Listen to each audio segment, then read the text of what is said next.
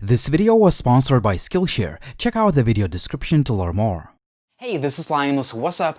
This is Honor 9A, a €150 or 150 pounds device that has pretty good specifications, nice hardware, and all other stuff. So let's take a look if this phone is actually worth buying or you should go with another budget option. When it comes to design and build quality, we are looking at quite a typical budget phone. We have plastic backplate, which feels kind of a glass, and we also have a plastic frame, which it's made of plastic, it's not aluminum, but it doesn't feel cheap at all.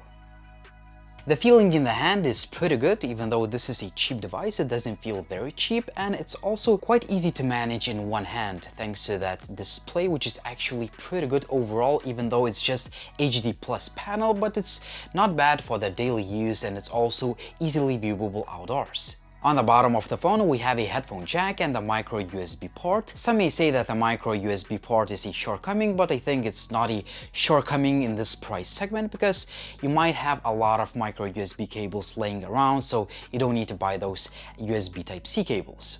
We also have a loudspeaker that is actually really good. It's really loud, the sound is balanced, and it's actually one of the better speakers in the budget price segment. Here is a quick audio sample.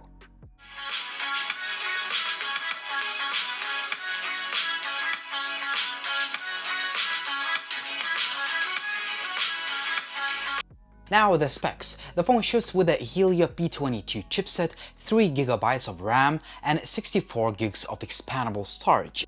A good thing is that this device has a dedicated micro SD card slot in addition to 2 SIM card slots. These specifications actually translate to pretty good gaming performance because I was able to play quite a few 3D games on the highest graphics settings and they ran pretty smoothly. Obviously, don't expect this phone to be a gamer's machine, but if you want to play some games from time to time, it's a pretty good option at a budget price. Now let's talk about software and let's go straight to the point. This phone doesn't ship with Google services pre-installed, but if you go to the YouTube search or Google search, you'll find quite a few tutorials how to install Google services that are actually working fine. But out of the box, you have Huawei's AppGallery. You can also install Amazon's App Store and use Pedal Search. Here is a little bit more about software. Huawei's AppGallery has improved quite a lot as the collection of apps is quite huge now. You can find alternatives to the most used applications. There are plenty of games and productivity apps to choose from. You can also use the Amazon App Store that may not have as many apps as Google Play Store, but you can still find quite a few frequently used applications. The third option is the Pedal Search, which quickly finds APK files for pretty much any app. However, some applications like YouTube or Google Maps still don't work unless you sideload the full package of Google services manually.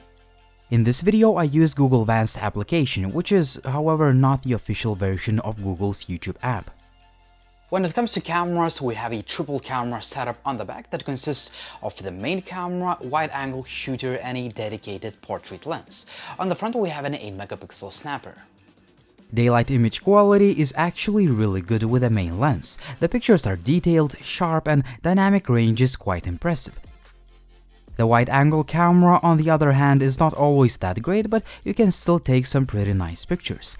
A dedicated portrait lens allows you to take pretty nice photos with blurred background effect. However, it's not available on the selfie shooter, which, on the other hand, can take pretty nice quality pictures. In low light, the wide-angle shooter is quite terrible, but the main lens can take okay-looking images for a budget device. You can record videos up to 1080p 30fps using the main camera. While the quality is decent for a budget phone, the footage is quite shaky, so better use gimbal for more stable video. Hohem iSteady-X is a great $69 option. I will leave a link to my review in the video description.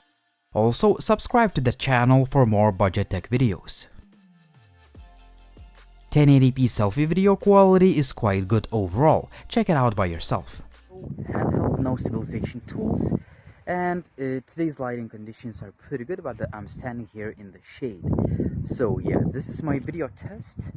One of the key selling points of this device is a massive 5000 mAh battery, and if we combine this battery with a 720p plus display and Helio P22 chipset, which is actually quite a power efficient processor, we're looking at a 2 or even 3-day battery life device. This is a very good result, and it's actually one of the best results in the budget segment.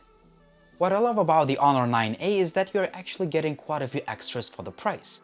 Those extras include the speaker that I already mentioned is actually very good, and you also get NFC, fingerprint scanner that is pretty fast and accurate, face unlock feature that is reliable most of the time. Sometimes it may struggle in low light, but overall it's pretty good. And last but not least, you're getting FM radio, which works without headphones. That means that you just go to the app, select a radio station, and listen to music without any data fees. To be honest with you, I don't use this feature, but it's good to have this feature on this device because this is a budget phone. That means this is a phone designed for budget-oriented users who don't want to spend a lot of money for data or Spotify or any other services.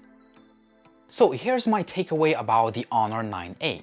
It's a pretty solid budget device that has great hardware, great specifications that translate to good overall performance, and we also have a nice camera for daylight shots. The UI is loaded with features, battery life is great, and you're getting a lot of extras, for example that great sounding loudspeaker, NFC, a dedicated micro SD card slot, and the FM radio that works without headphones.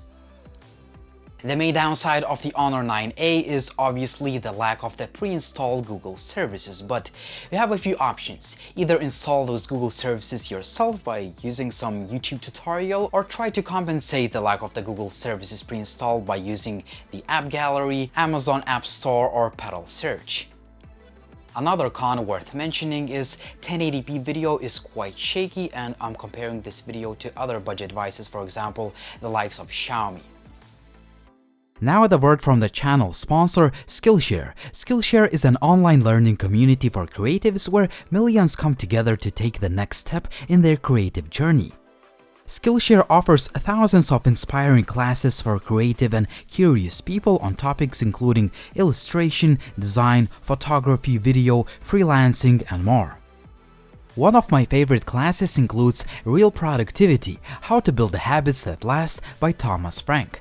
I learned how to set reasonable and realistic goals and achieve them by creating your own system that fits your personality. I learned that once you get better understanding of habit formation, it's much easier to achieve your goals and increase your productivity. The first 1,000 of my subscribers to click the link in the description down below will get a 2-month free trial of premium membership so you can explore your creativity. Check out all the links and show notes down below the video and start learning. So the conclusion is quite simple. The Honor 9A is a solid budget device despite a few shortcomings, but the main caveat is that lack of Google services pre-installed, but you can obviously install them or you can choose another budget option. And if you do, please go to the comment section down below and tell me which is your favorite device at the moment at around 150 euros. And also, like the video if you liked it, please subscribe to the channel if you haven't already. And as always, it was Linus. Thank you for watching and see you soon.